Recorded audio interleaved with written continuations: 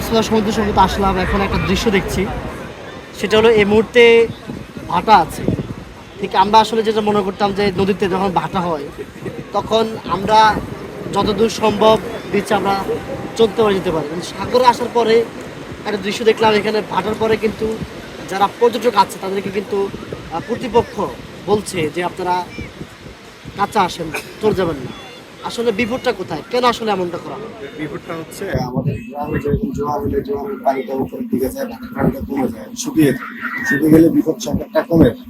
আর কক্সবাজারের পরিস্থিতি হচ্ছে যে ভাটা যখন হবে তখন ভাটাটাই আপনাকে মাঝের দিকে নিয়ে যায়।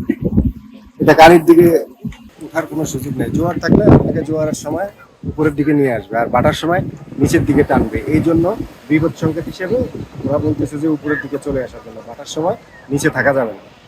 তাহলে এই যে যারা আহ, ওখানে যায় তাদের কেমন রিস্ক হতে পারে, কি হতে পারে? হ্যাঁ, রিস্ক হতে পারে। ওখান থেকে যখন মাঝে চলে যায়, চলে গেলে সাঁতার যদি না জানে তাহলে মৃত্যুর সংখ্যা আছে, অবশ্যই প্রাণহানি ঘটার সংখ্যা আছে।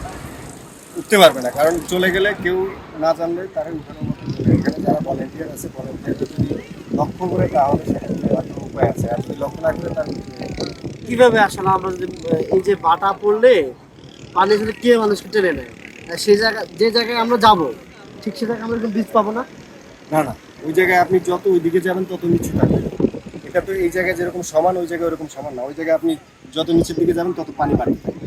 আপনি একটা সময় যখন এক মাজা বা এক ফুট পানিতে চলে যাবেন তখন পায়ে শক্তি পাবেন না। মাটি ধরে দাঁড়িয়ে থাকার জন্য পায়ে শক্তি পাবেন না, আপনাকে পানি মাঝের দিকে নিয়ে যাবে।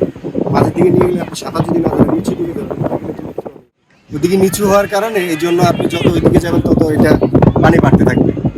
যদিও এখান থেকে দেখা যায় সমান, কিন্তু সমান না। এটা হচ্ছে এইরকম একটা এক প্রকার পাহাড়ের মতো।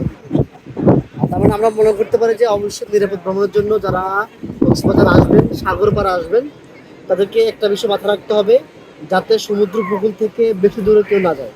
অবশ্যই যখন বাটা চলবে তখন অবশ্যই তার এক হাঁটু পানির নিচে যাওয়া যাবে না, কোনো অবস্থাতে যাবে না।